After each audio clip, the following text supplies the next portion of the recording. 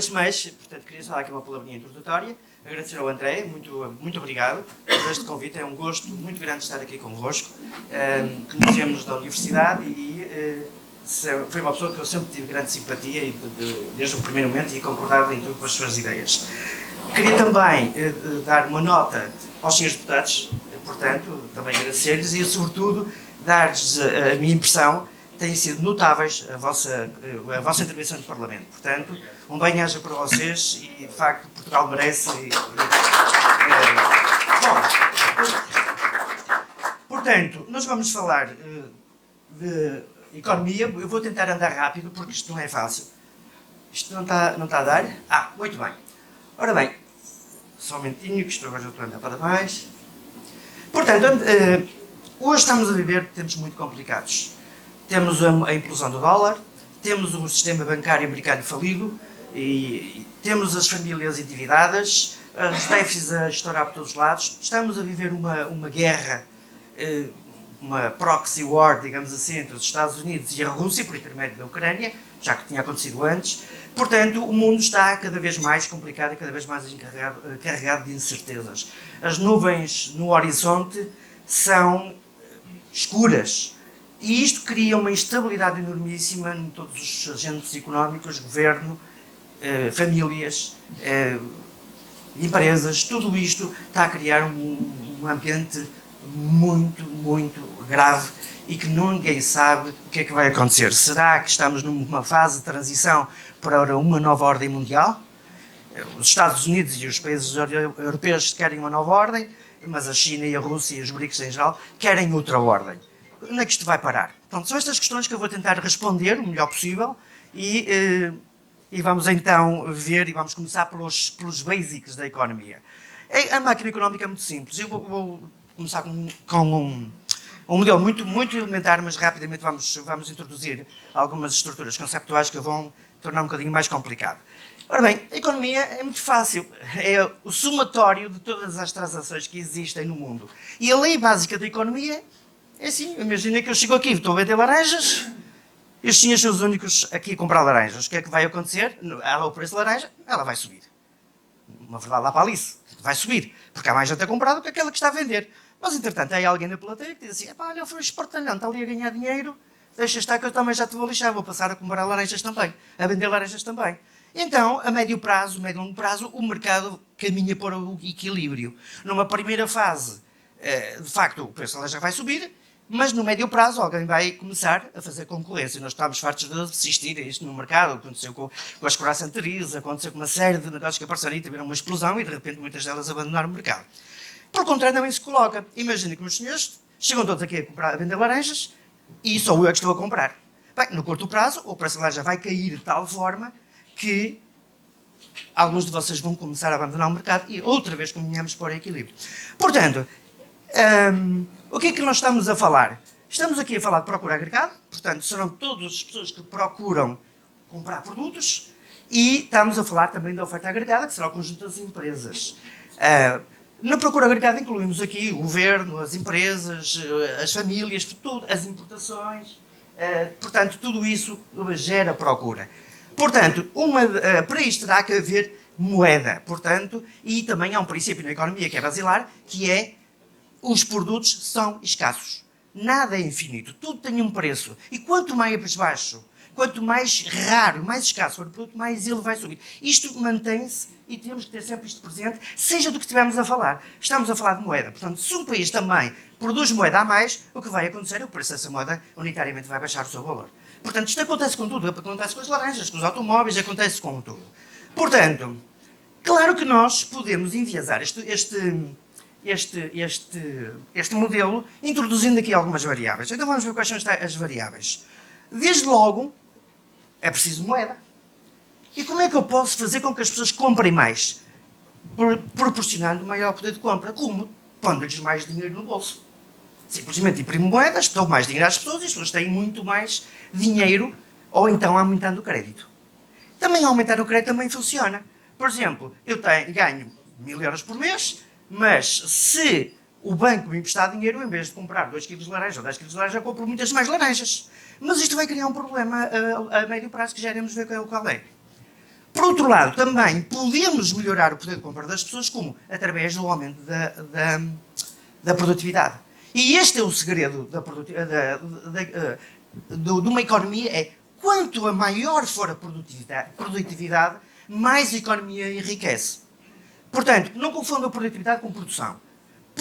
Produção é, em números absolutos, o que é que uma pessoa faz. O que é que uma empresa faz. Produtividade é fazer o mesmo com menos recursos incorporados, com menos fatores de produção. Isto é, conseguimos, com gestão mais eficiente, com uma série de variáveis que se vai introduzindo, as empresas sendo competitivas vão entrar na competição internacional ou nacional, naturalmente vão vender muito mais e as pessoas com o mesmo dinheiro conseguem comprar muito mais do que se tivessem menos, portanto, porque os preços vão baixando.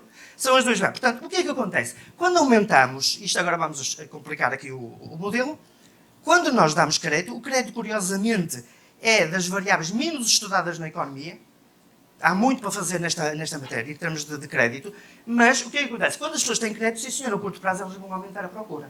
Mas no médio prazo temos um problema, é que elas ficam endividadas e elas vão ter que pagar as dívidas. Então o que é que leva? Leva a uma contração da economia. Isto é, a economia começa a entrar em depressão porque as pessoas não podem comprar carros todos os dias, não podem comprar frigoríficos todos os dias, e mais, endividam-se. E se endividam-se, a certa altura, vão ter que pagar as dívidas. E então surge uma teoria, que é a teoria dos ciclos económicos, em que temos ali a curva, portanto ela sobe, portanto a economia está mais ou menos no topo, aqui e no pico, mas a certa altura, por variáveis exógenas, aqui temos de falar das variáveis endógenas e exógenas, portanto, o que é que são variáveis exógenas? São variáveis que nós não temos controle sobre elas, uma guerra, uma pandemia, vejam o caso daquele terremoto em Tóquio, que, enfim, a economia sofreu imenso com esse terremoto. Portanto, há situações que nós não controlamos, e estas chamamos as variáveis exógenas. Mas, entretanto, há outras variáveis que são endógenas, são aquelas que o governo e todos os agentes económicos, de certo modo, têm alguma influência. Por exemplo, o tal endividamento, o governo tem influência sobre isso. Os governos podem diminuir, aumentar, como? Porque, digamos, a economia funciona como uma máquina. Isto é, e que chamamos lá a chegar. Portanto, a certa altura, as famílias estão tal maneira endividadas, houve uma tal alteração exógena que nós não contávamos, e então o mercado começa a entrar em contração. Começa a entrar em contração e vai naquilo que nós chamamos de bater no fundo. Vai bater aqui no fundo. Portanto, quer dizer, a economia está a bater no fundo. Isto é, quando está, de facto, lá no fundo, que a economia. E aqui é que está o problema. O que é que nós vamos fazer? O que é que se faz nestas situações? Bom, vamos então passar aqui à frente. Portanto, uma das formas de tirar um país digamos, desta fase de recessão é aumentar, digamos, a tal produtividade que eu tanto falo aqui. A produtividade é essencial e é aqui que os governos, sejam outras coisas, deviam investir nas empresas de tal forma que elas consigam melhorar os seus métodos de produção. Portanto, melhorar, tornar a venda e as suas empresas muito mais competitivas. É por aí que nós temos que crescer. Não é imprimir dinheiro, não é endividar as pessoas, porque isso vai trazer problemas a médio e longo prazo e problemas graves e incontroláveis. Portanto, a introdução da produtividade, nós já vamos ver, portanto, resulta de quê? Resulta, por exemplo, da introdução da tecnologia. A tecnologia, estamos a falar de automação, inteligência artificial, robótica, portanto, melhora a competitividade das empresas e torna o preço dos produtos muito mais barato, sem aumentar a massa monetária, portanto, é M1, portanto, cada vez é menos verdade. Atenção, aqui é uma coisa importante que também que eu quero referir. É que antigamente, quando uma economia começava a crescer, quando começava, a economia começava a crescer e criava postos de trabalho. Portanto, era interessante, quando criava postos de trabalho, toda a gente ficava satisfeita. Hoje já não é tão verdade, porque a introdução da tecnologia tem um efeito disruptivo na economia. Porquê? Cada vez mais estão-se a perder empregos exatamente pela introdução da tecnologia. Aumentamos a competitividade, aumentamos a produtividade, mas não aumentamos na mesma proporção que aumentamos, portanto, em termos de postos de trabalho. Eu vou dar só um exemplo. A maior empresa que havia em 1950 chamava-se General Motors e faturava 700 mil milhões de euros. Atualmente, a maior empresa do mundo chama-se Microsoft e emprega apenas 45 mil trabalhadores. Portanto, vejam, a introdução da tecnologia veio fazer com que muitas empresas empreguem muito menos gente. Antigamente, vocês vamos ver uma têxtil, tem centenas de pessoas lá a trabalhar. No entretanto, vamos ali, se calhar, a uma startup e vemos que com meia dúzia, 20, 30 empregados tem, se calhar, uma faturação muito maior do que tem a têxtil e com muito menos gente. Portanto, esta disrupção na economia é importante referi-la. Portanto, os Estados Unidos tornaram-se uma potência económica exatamente porque se apostaram fortemente na produtividade. Portanto, e fizeram uma forte investigação em produtividade, na melhoria dos procedimentos. Aqui temos o gráfico dos ciclos económicos, portanto, a economia ora está em expansão, ora está em contração, portanto, e aqui quando ela entra, aqui estamos a produtividade, e reparem que a produtividade, quando ela começa a crescer, a produtividade tem um papel fundamental no crescimento económico. Portanto, nós estamos aqui a teoria dos ciclos económicos de longo prazo, que é esta aqui, e depois estamos também os pequenos ciclos económicos não tão graves como os grandes. Reparem, a primeira grande depressão que nós tivemos foi em 1930, tivemos agora em 2008 outra grande depressão, mas temos tido mais pequeninas de 5 em 5 anos, nós estamos agora tem menos de 5 em 5 anos, quer dizer, tivemos uma em 2008, provocada pelo subprime. Depois tivemos já com a pandemia, agora com a guerra, portanto isto agora torna-se acelerado, quer dizer, é muito difícil, nem psicólogos, nem sociólogos, nem economistas, ninguém já consegue perceber exatamente onde é que a gente pode pegar e até realizar, entender, perceber porque é que está a acontecer este tipo de crises. Portanto, e nós vamos ter uma muito brevemente, já lá vamos falar sobre isto. Bom, o que é que acontece? Aparece aqui para tirar a economia da crise, aparecem duas pessoas que foram duas pessoas notáveis, pais da economia moderna, e que, de facto, deixaram uma marca durante o século XX e que ainda hoje prevalece, que dizia que para tirar uma economia da recessão há que estimular essa economia.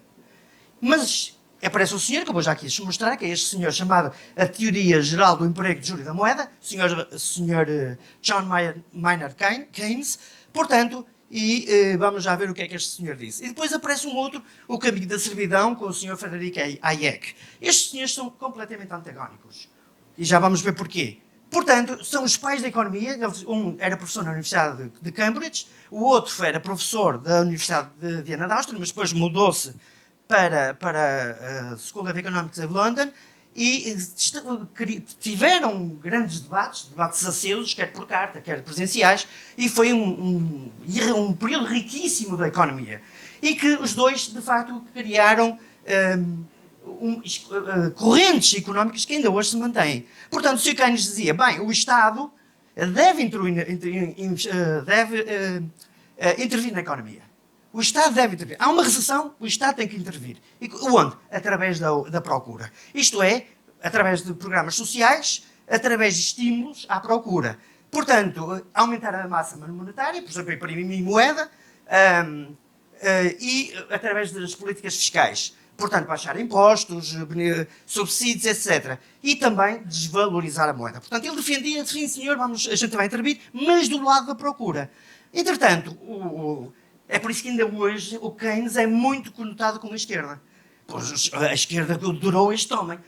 Ele está, de facto, a defender os pobres, está a defender os pobres. Portanto, mas entretanto, este senhor, Frederico, era um bocadinho mais novo, enfim, criou uma teoria com fórmulas matemáticas, uma grande complexidade de matemática e provou matematicamente, se calhar que o Estado não deve interferir na economia. Isto é, ele acreditava que o mercado deve funcionar por ele. Portanto, com as leis, a gente não se interfere e o mercado caminha para o equilíbrio, sem que ninguém interfira. Portanto, deste modo, as empresas mais fracas acabam por morrer e as mais fortes permanecerão e a economia tornar-se-á mais resiliente, mais poderosas, e que os mais fracos, é como uma floresta, os mais fraquinhos vão morrendo e as mais fortes têm mais espaço para... Isto é o que ele defendia, não quer dizer que esteja certo. Assim, no médio prazo, o mercado também se autocorrige. Todavia, caso haja uma intervenção no mercado, ele defendia que a intervenção do mercado deve ser pelo lado da oferta. Isto é, vamos às empresas, vamos ajudar as empresas e a procura vai por arrasto. Portanto, são duas visões completamente distintas que marcaram o século XX, que hoje ainda se mantêm. O Keynes foi convidado para ser o assessor do Franklin Delano Roosevelt, lembramos que estávamos em 1930, uma grande recessão tremenda, e o que acontece é que, então, o presidente americano convidou convidou Keynes a ser consultor dele.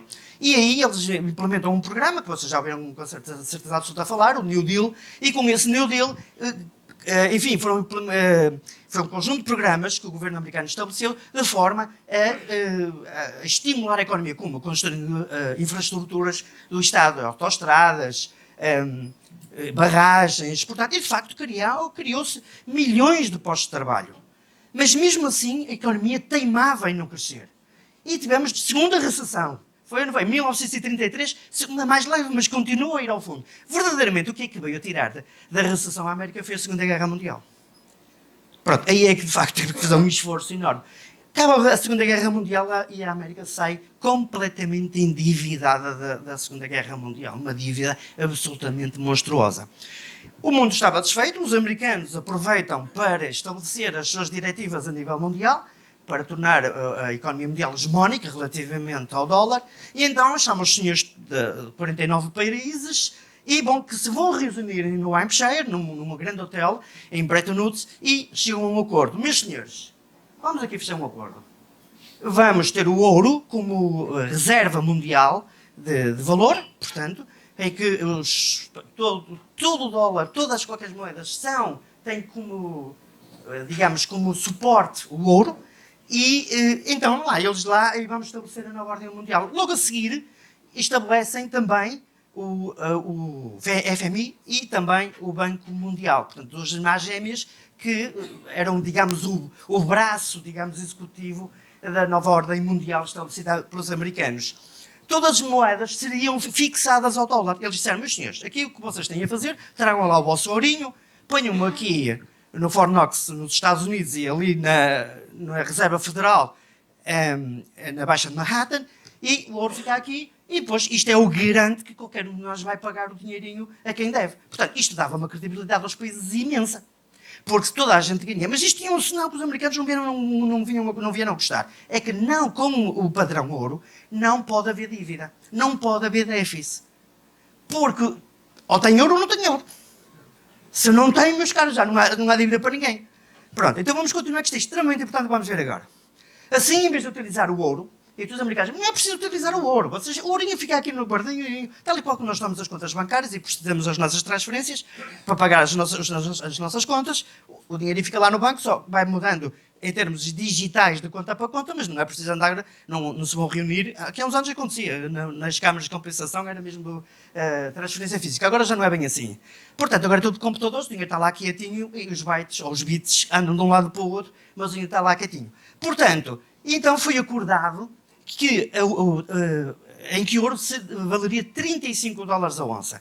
Hoje ele vale 10 mil dólares a onça. Portanto, é o melhor investimento do mundo. Mas lá vamos já mais à frente. Portugal, bom, toda a gente, eu acho muita piada quando as pessoas, o Salazar tinha 700 toneladas de ouro, mas para que era preciso ouro? Isto é ignorância total. É que se nós não tivéssemos ouro, não tínhamos moeda. Se não tivéssemos ouro, não conseguíamos pagar as dívidas, logo não podíamos comprar nada ao estrangeiro. Portanto, o Salazar, esperto como era, que estúpido não tinha nada, diz, não, nós precisamos de ouro, acumulou 700 toneladas, corrijam-me se alguém sabe, que ainda hoje não se sabe rigorosamente o ouro que nós temos. Uma parte do ouro está nos Estados Unidos, outra parte está no Banco de Londres. Portanto, 80% está em Londres. Era bom que se criasse até uma auditoria, se fizesse uma auditoria para saber exatamente o ouro que nós temos. Que ninguém sabe ao certo. Isto é uma coisa que convém esconder. Bom, mas então, no Estado Novo, as reservas de ouro atingiram tal valor significativo, permitindo a estabilidade monetária e a credibilidade internacional. Ou seja, toda a gente, todos os países queriam comercializar com Portugal porque tinham a garantia de que nós poderíamos pagar as nossas dívidas, coisa que não acontece hoje. Se um dia a União Europeia nos tira o tapete, meus caros, vamos todos... Vai ser bonito isto. Este ouro garantia aos credores que o país estava em condições para honrar a liquidação das suas dívidas. Em 1958, Portugal também adere ao FMI e também ao Banco Mundial, que são, como eu digo, os braços executivos desta nova ordem. No entanto, muita gente começou a ficar muito preocupada. O que é que se passa aqui? Muitos países, a América está a gastar muito mais dinheiro do que o ouro que possui. Toda a gente começou a ficar preocupada com estes países. De tal maneira que o De Gaulle um dia disse, não, eu vou lá mandar para lá o navio para Nova Iorque e dizer, eu quero o ouro de volta. Você deve estar lembrado disto. Logo a seguir, mais não sei quantos países foram lá buscar o ouro. O nosso continua lá. O nosso ouro que lá pusemos, lá continua. Portanto, supostamente, não é? Isto era uma outra conversa que nós podíamos ter. Mas os americanos começaram a ficar muito preocupados com isto. E em 1971, os Estados Unidos envolveram-se, antes um bocadinho, envolveram-se na guerra do Vietnã. E precisavam encarecidamente de mais dinheiro. Precisavam de fazer dívida, precisavam de ter déficit. Mas, senhor, com o sistema que tínhamos, portanto, o sistema de Bretton Woods, ele não poderia. Então o Richard Nixon, numa bela manhã, veio dizer: meus senhores, a partir de agora já não há, acabou-se a convertibilidade do dólar em euro. E vamos ver as implicações que isto tem, que são monstruosas, como já iremos ver. Portanto, dado que neste tema não era possível ter déficit. Portanto, todavia, o governo dos Estados Unidos pretendiam imprimir mais moeda. E pronto, e saíram, suspendeu até hoje a convertibilidade do ouro, portanto, e acabou com o sistema financeiro respaldado pelo ouro. E então passamos para um outro sistema, isto foi digamos, o New York Times, uma página do New York Times em que isto era anunciado, portanto, e criou-se então um novo sistema que é o Fiat Currency System. Isto quer dizer o quê? Nós acreditamos no dólar, não porque ele está respaldado pelo ouro, mas porque o governo americano diz que nós temos que acreditar no ouro e sim senhor que o ouro vale dinheiro. Mas não passa de papel. Não está garantido por nada. Portanto, ora bem, mas entretanto, isto levantava um problema. Se ele não está respaldado por nada, todas as nações começaram a ficar preocupadas. Epá, então não vamos querer ouro. E o Nixon e o Henry Kissinger, então secretário de Estado, o que é que eles pensaram? Ok, vamos fazer ali um acordo ali com a Arábia Saudita, vamos fazer um acordo em que nós garantimos a proteção desse país, em troca de eles venderem só o óleo deles em dólares. Portanto, ora bem, a energia, como sabem, todos os países comem energia.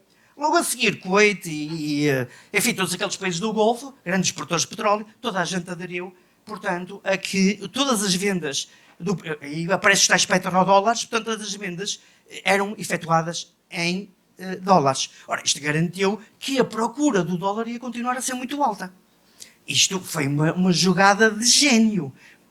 Vamos já ver à frente. Portanto, porque se a procura na altura caísse, os Estados Unidos implodiam e tudo o resto implodia. Portanto, aqui em 1973 aparecem então os petrodólares. Isto conduziu ao tal acordo. Mas o mais engraçado no meio disto tudo é que os americanos dizem: ok, vocês vendem o vosso petróleo em dólares, mas os excedentes de liquidez, os excedentes de lucros, vocês têm que comprar dívida americana. Que é uma coisa curiosa. Eles dão com uma mão, mas tiram com a outra. Portanto, isto garantia, e assim as coisas correram e foram andando. Passado um bocadinho, não há muito tempo, todos os países aderiram aos petrodólares e não só relativamente ao óleo, ao petróleo, mas até a todas as commodities. O que é que são commodities? São todo tipo de produtos, desde milho, desde soja, desde tudo que seja mercadoria, digamos assim, nós chamamos commodities. Portanto, a partir daí o dólar estava definitivamente assumido como se fosse a moeda de reserva mundial. E os americanos, a partir daí, meus caros, começaram a imprimir moeda que nunca mais acabava.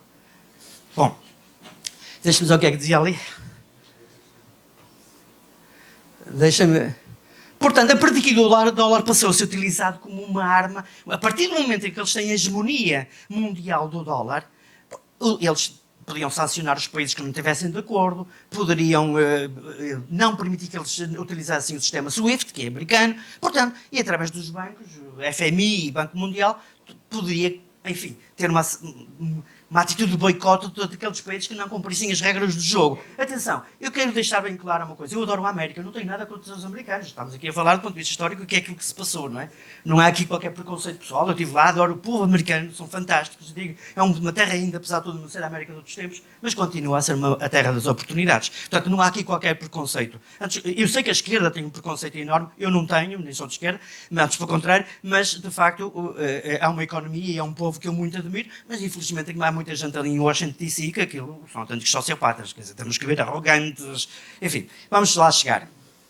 Portanto, quem se atrevesse a não cumprir as regras do jogo, sabia o que é que acontecia. Portanto, não eram as armas de destruição massiva, como diziam que o Saddam Hussein tinham, que ele foi uma desculpa no Iraque, portanto, morreram 1 milhão de pessoas, foi porque o Iraque começou a fazer as suas compras em euros. Ou melhor, as suas vendas em euros.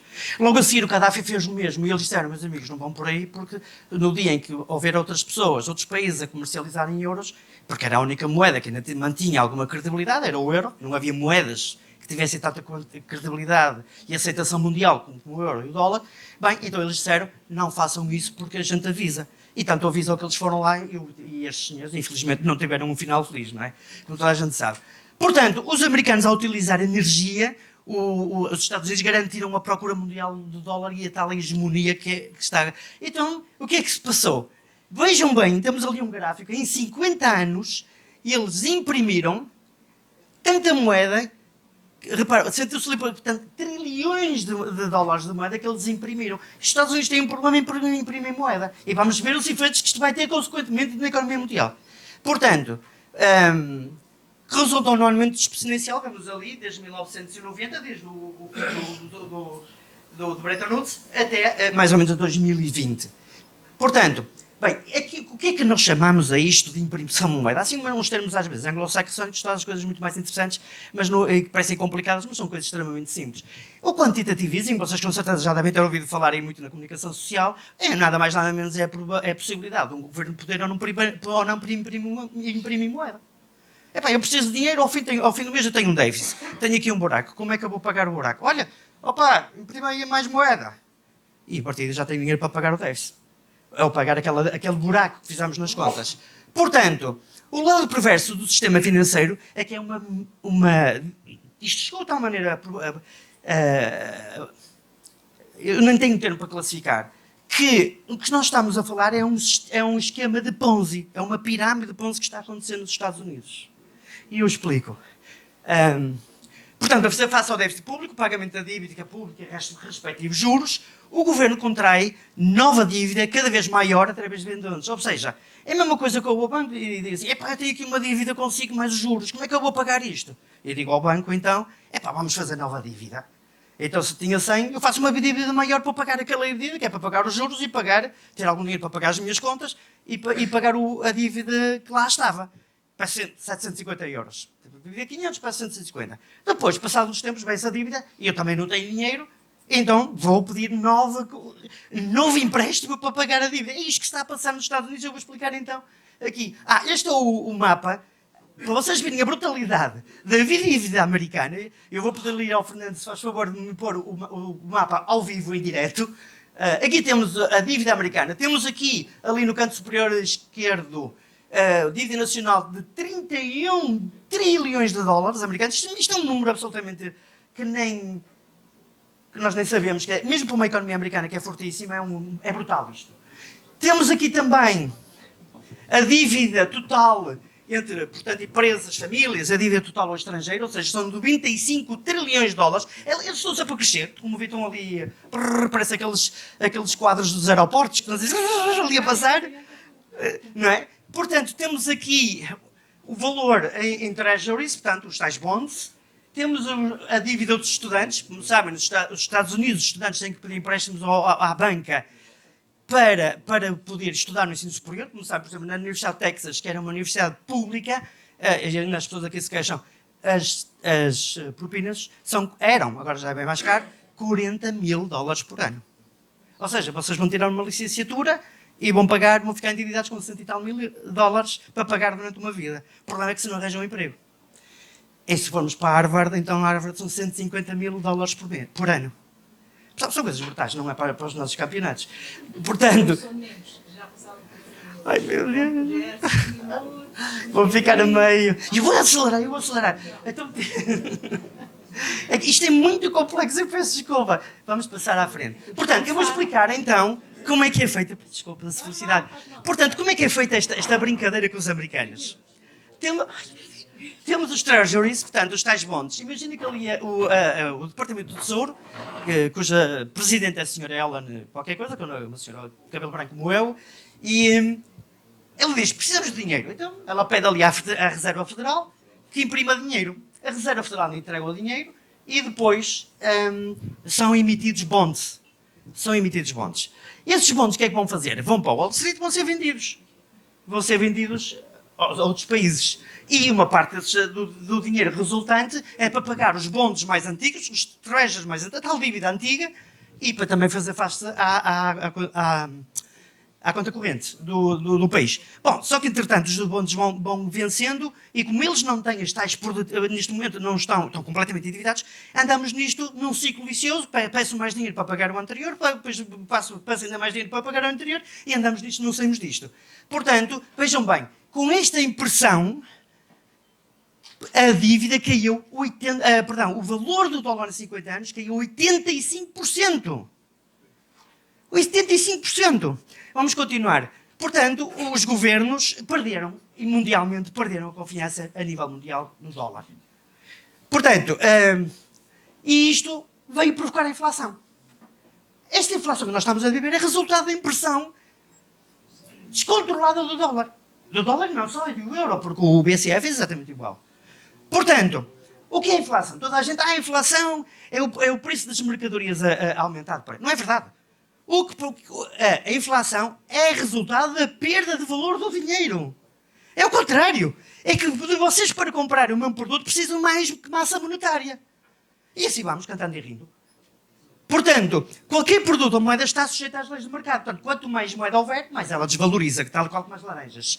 Portanto, quanto maior for a sua escassez, maior será o valor. São os governos que controlam a máquina de impressão. Eles vão ao computador, carregam lá e então imprimem moeda. Portanto, a inflação é reflexo das decisões do governo.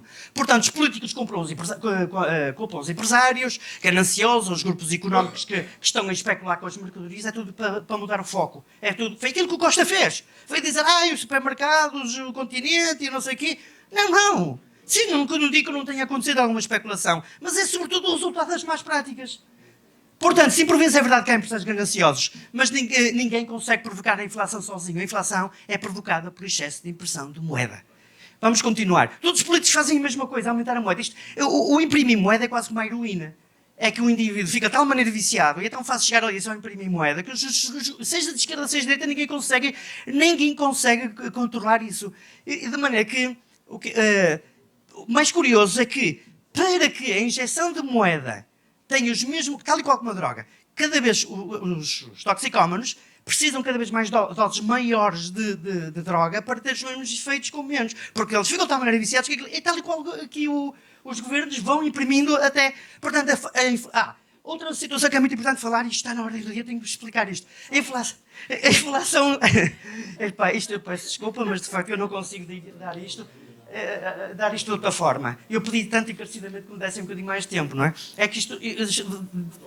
explicar e deixar a meio... Pronto. Portanto, o que é a inflação? A inflação é uma forma oculta de tributação. E pensam bem, além dos 23%, uma coisa, um produto custa 100 euros. Eu pago 23%, outra coisa é o produto custa 150. Os 23, 150 é muito mais valor do que... É por isso que o governo arrecadou milhões e milhões, eu já nem tenho números de cor, já nem consigo. Porque é que está sempre... Eles arrecadaram milhões e agora vão dar, assim, que lá dizia o Maquiavel, o mal faz... Exatamente, o Maquiavel dizia, o mal faz-te uma vez, o bem faz-te aos bocadinhos. Então eles deram um bocadinho no outro dia, e agora dão mais um bocadinho, e pronto. E agora eles foram apertar, exatamente, numa classe que é os aposentados, as pensões, claro que é um suporte, um sustentáculo do atual governo, que estavam a perdê-los, por causa das manigâncias que eles têm feito, e então o governo vai dar agora mais umas benécias, vamos subir mais 3,5, porque a gente, afinal, éramos cautelosos, éramos e tal, mas agora já podemos ver. Treta! Eles já sabiam que isto ia acontecer, eles estão a guardar aos bocadinhos para conquistar votos. É uma forma de manipulação política.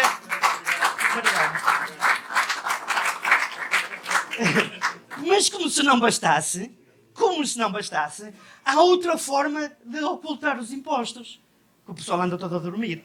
Por exemplo, quando o governo gasta mais do que os impostos, isto é... Quando o governo gasta mais, isto é, quando o governo tem rupturas de tesouraria, portanto, essa diferença vai ser compensada com moeda bastante carregada no botão, portanto, eles sentem-se tentados, o dinheiro não chega ao fim do mês, é como nós temos um cobertor. Vamos para a caminha, o cobertor é curto, a gente puxa para cima e fica com os pés de fora. Não é? Se puxa para baixo para tapar os pés, a gente fica com frio em cima. Ora, o governo também tem esse problema. Só que ele tem outra maneira de resolver o problema. Chega ao computador e diz assim, vamos imprimir mais não sei quantos milhões de euros. E o problema está a dizer, Portugal não pode fazer isso, porque, como nós sabem, a política monetária pertence ao BCE, mas o BCE faz.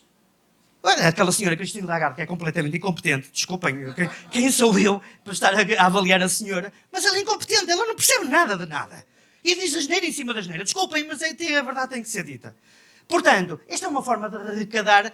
O exemplo 2, por exemplo, é quando o governo aumenta as pensões. Este é o truque que o Costa fez agora. E o truque é este. Aumentamos as pensões. Ok, toda a gente fica satisfeita. É pá, maravilha, aumentamos as pensões. Só que se esqueceram que subiram de escalão. E vão pagar mais. Nominalmente estão a receber dinheiro, mas o Estado está a tirar de outras. E claro que depois vem a oposição e diz: vocês são uns falcatruas e tal, vocês têm que baixar isto. E então, uma decalagem de às vezes 6 meses, lá vem o governo, mas entretanto já arrecadou não sei quantos milhões. Vem sempre a atualização das tabelas de tributação, demora às vezes um ano, ou às vezes mais. E só muda porque é a oposição que partilha dos calos. Portanto, esta é outra forma de buscar dinheiro. Até pus ali os vampiros, porque de facto... Portanto, isto mantém-se algum tempo até que o governo decide atualizar, mas entretanto, quando atualiza, o Costa fez exatamente isso agora. Exemplo 3. Portanto, o exemplo 3 é muito curioso, e isto aconteceu agora com o Silicon Valley Bank, que era um banco que era um banco sobretudo de startups, que fica mesmo em Silicon Valley. E o que é que acontece? Este banco investia muito em treasuries, portanto, tinha imenso dinheiro em treasuries. Portanto, o excesso que eles tinham era investido, era garantido. O governo, em princípio, não vai à falência. Quando o governo for à falência, já o resto está tudo a passar fome, não é? Portanto, o que é que acontece? Eles investiram. Só que, com o desplotar da inflação, o governo viu-se obrigado a subir as taxas de juros. Ora bem, se os primeiros treasuries estavam arrecadados no banco, estavam a 0,5 taxa de interesse, de juro, a partir de agora eles estão a 7,5. A taxa de juros está a 7,5 para acompanhar a inflação. O que é que acontece? Toda a gente desatou a vender os treasuries a 5% porque estavam a ter prejuízo. Ou seja, toda a gente desatou a vender porque estavam a comprar os últimos bonds a 7,5. Conclusão, o banco que tinha milhões ou bilhões, eu não sei, investidos em treasuries, viu de repente ali como peso morto e disse, isto aqui não vale nada, que isto é lixo. Quando deu por ela, o banco foi à falência. Foi diferente do Signature. O Signature foi por causa dos bitcoins, mas não vamos para isso, não perdemos muito tempo. Portanto, o governo americano, eu vou passar, o governo americano, por exemplo, é uma das... Sabem que o governo, quando sai da Segunda Guerra Mundial, disse que deixar esta ponta aberta, quando sai da Segunda Guerra Mundial tinha uma dívida monstruosa. E querem saber? Nunca apagou. Em 1950 eles tinham uma dívida monstruosa e nunca pagou, representava não sei quanto. Mas eles foram muito espertos. O que é que eles fizeram? A inflação disparou, aquela dívida que inicialmente era monstruosa, representava, por exemplo, 100% do PIB, mas, entretanto, com a atualização da taxa de inflação, e como a economia foi crescendo, eles iam pagando a dívida desde que ela não ultrapassasse os tais 60%. Mantiveram sempre nos 60%. Ou seja, a economia cresceu, aquela dívida que inicialmente era de 100, como a economia cresce, a dívida de 100 passa para 60 outra vez, sem pagar um tostão. Portanto, ok, vamos então continuar. Pois, desculpa, está quase. Há outras consequências. É mais 5 minutos. Mesmo sim. Acredito que a inflação tem um efeito perverso também. Desde logo, porque provoca a deslocação da riqueza dos mais pobres para o governo e para os grandes empresários, para os grandes grupos económicos, para as elites económicas. Portanto, porque os pobres sentem-se cada vez... Há uma deslocação da riqueza, e nós vemos isto, provoca grandes desigualdades sociais e é uma forma encapotada de baixar os salários. Porque o que acontece é que o peso dos salários, por exemplo, está de tal forma que torna-se de tal maneira, um peso de tal maneira grande no orçamento que então a forma do governo desvalorizar os salários, tal qual como os americanos fizeram com a dívida deles, portanto, quando eles têm muita dívida, emitem moeda, logo a dívida nominalmente continua a ser a mesma, mas em termos reais ela é muito mais baixa. Portanto, também que o governo, portanto, é uma forma de, tirando poder de compra às pessoas, é uma forma de secar a economia, e por outro lado, sem que haja contestação social, porque as pessoas que não são letradas em economia e em matemática financeira não conseguem entender isto. Portanto, como acabar com a inflação? Esta é a questão que se coloca. Como acabar? É fácil. Eu, Domingos Ferreira, tenho aqui a solução. Um ilustre desconhecido. É fácil, só que ninguém vai fazer isso. Ninguém vai saber o quê? Basta o governo reduzir os impostos, basta o governo reduzir os gastos do governo e imprimir menos moeda. Só que está toda a gente tão viciada nisto que ninguém vai parar. Portanto, quando o governo vem dizer isto vamos acabar com a inflação, isto a inflação está a passar, está a diminuir, é mentira. Não, pode até momentaneamente decair um bocadinho, mas a tendência é de subida. Porquê? Porque os pressupostos que levam ao aparecimento da inflação não estão só resolvidos, nomeadamente a impressão de dinheiro. Portanto, vamos continuar a ter a inflação, e muita. Portanto, primeiro, como eu disse, o dinheiro, digamos, a impressão de dinheiro é uma coisa tão fácil e é um vício que ninguém consegue. Portanto, a impressão de dinheiro é de tal forma absurda que o governo americano até já nem coloca nos sites deles a informação sobre a quantidade de moeda imprimida. Portanto, esconderam. Portanto, claro que o governo também tenta esconder a inflação. Uma das formas de esconder a inflação é, por exemplo, no índice de preços ao consumidor. O que é que o governo faz? Quando vai ao cabaz de compras, o governo diz, está a baixar. É provável que esteja a baixar porque eles alteraram os pressupostos de determinação da inflação. Como é que se faz isto? Também é fácil. Vocês pegam no cabaz de compras, que tem dezenas de produtos, tiram do cabaz de compras os produtos mais inflacionados. É fácil. A energia está muito inflacionada. Ok, tira-se. O pão, o trigo está muito igual. Então tira-se também. Outra forma que também... portanto, outra forma que a inflação em Portugal, nos Estados Unidos, ronda os 50%. De acordo com o governo americano, ronda apenas 12% ou 13%, o que não é verdade. Mas anda à volta dos 50%. Em Portugal, o governo diz que está a 7,8%, mas a DECO, num estudo feito recentemente, indicou que estava na ordem dos 27%. Portanto, outro truque que se faz para esconder a inflação, vamos a uma cidade pequena. Em Portugal não sei se fazem isto, mas vamos a uma cidade pequena. Subsidiamos os produtos de cabaz de compras. Epá, eu estou mesmo a acabar. Okay. Já parece aqui ser presidente. Eu vou ter que lutar por isto. Eu peço desculpa porque é importante. A felicidade não vai às compras. A felicidade não vai às compras. Acredito. Eu não sei como é que vocês conseguem. Olha, eu tenho muita admiração pelo vosso esforço. Tenho que pagar direitos de imagem. Espera, deixem-me só dizer isto. Tenho que pagar direitos de imagem. Outra forma de esconder a inflação é pegarmos, por exemplo, numa cidade pequenina como Évora, que é muito simpática esta zona, é fantástica. Eu conhecia mal o Alentejo, mas posso-vos dizer que é das zonas mais bonitas do país. Eu fiquei apaixonado pelo Alentejo. Portanto, mas deixem-me dizer isto. Chegamos aqui a uma cidade pequena como Évora, subsidiamos encapotadamente os produtos das prateleiras dos supermercados, aqueles irrelevantes, e depois as pessoas vão comprar os produtos sem ninguém saber, obviamente, tem que ser tudo bem camuflado. Isto não sei se em Portugal se faz. É legal, atenção, isto não é legal. E o que é que acontece? Quando se vai fazer a recolha de dados, vai ser feito exatamente em Évora, que está subinflacionado. Portanto, e depois infere-se para o resto do país. A inflação está a 5 e tal. Nós sabemos que qualquer pessoa que vai às compras sabe que não está, não é? Portanto, eu vou passar aqui à frente então. Agora é o bipílogo. Ok. Bom, tudo isto, meus senhores, o dólar perdeu a credibilidade a nível mundial.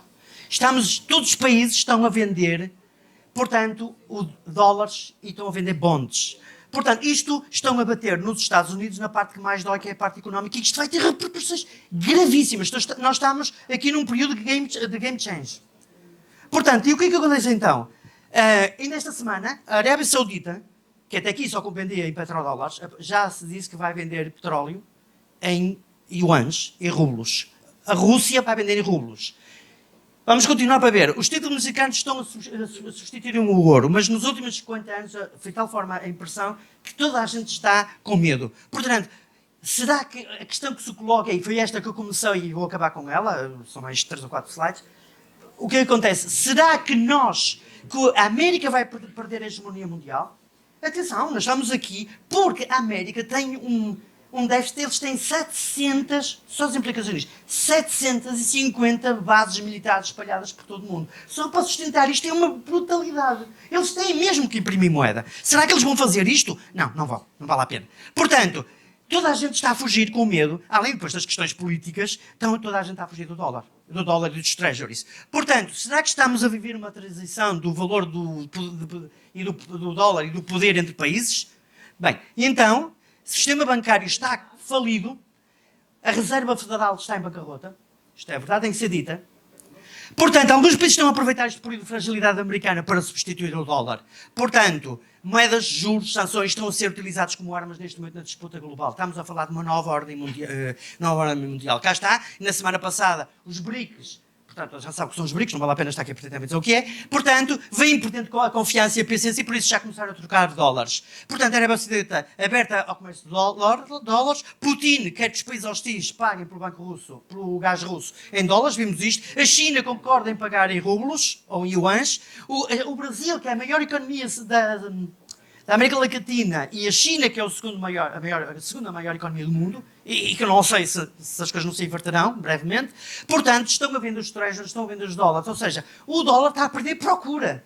E agora, vejam bem, a China está a vender, vejam aquilo e a queda do gráfico, a quantidade de treasuries está a ser vendidas. E o que é que eles estão a comprar? Imagina lá, ouro! Toda a gente está a comprar ouro. Ou seja, estamos a caminhar para uma nova ordem. Brevemente, a Rússia e a China, os BRICS vão se reunir na América do Sul e dizem que vai ser apresentada então a nova moeda respaldada pelo ouro.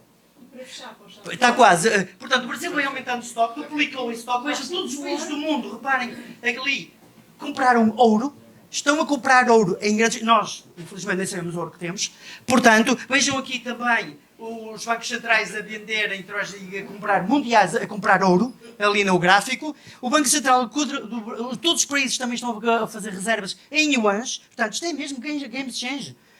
Há uma alteração. A China assume o posto também. Todos os commodities estão a ser vendidas em yuans ou reais e noutras moedas. Portanto, aqui a Arábia Saudita associou-se àquilo que nós chamamos a Associação de Cooperação de Xangai, em que reúne uma quantidade de países enormes, em que acordaram todos a fazer compras e trocas comerciais pagas em noutras moedas que não o dólar. Está mesmo a acabar.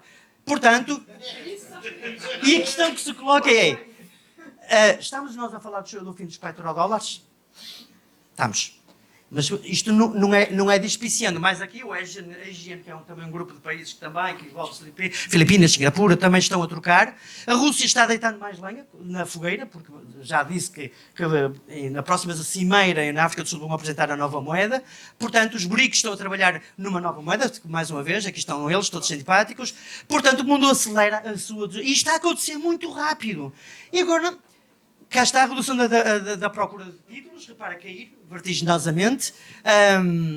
Agora, os americanos têm aqui um problema. Ou sobem as taxas de juro para terem moeda estrangeira e manter mais uns tempos, mas aí vai... Então é que o governo americano... Então é que o sistema financeiro vai implodir. O sistema financeiro americano, que já implodiu o banco de Silicon Valley. Portanto, ou então baixam a moeda, salvam o sistema financeiro americano, mas em contrapartida o que vai acontecer é que vai enfraquecer o dólar em termos internacionais, o que não é nada bom. Portanto, vamos passar. Reparam, isto vai haver de facto... Estão mesmo a acabar. É mais um ou dois.